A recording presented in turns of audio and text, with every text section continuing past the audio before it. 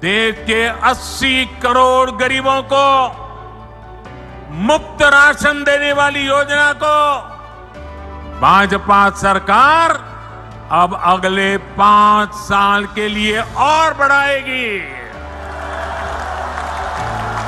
आप देश के किसी भी हिस्से में जाएं तो भी आपको मुफ्त राशन मिलता रहेगा। దేశంలో ఏ మూలలో ఉన్నా రేషన్ కోసం ఎలాంటి ఇబ్బంది ఉండకూడదు. ఇది కేవలం ఒక సందేశం మాత్రమే కాదు, దాన్ని క్షేత్రస్థాయిలో సాకారం చేసి చూపించింది భారతదేశంలో మోదీ ప్రభుత్వం.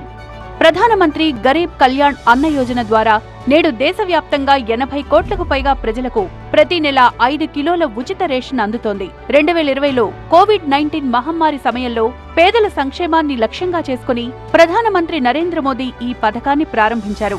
ఈ ప్రజా సంక్షేమ పథకం లబ్ధిదారులు నేటికి దేశంలో ఎక్కడైనా దగ్గరలో ఉన్న రేషన్ దుకాణం నుంచి తమ ఉచిత రేషన్ను సులభంగా పొందగలుగుతున్నారు. मुझे सरकारी तरफ से राशन मिलता है 12 किलो। प्राइवेट नौकरी करते हैं, उसमें 10-12 हज़ार सैलरी मिलती है। फिर भी उसमें हमको 2000 का राशन अगर मुझे यहाँ बाहर से लेते हैं तो बढ़ता नहीं आता है।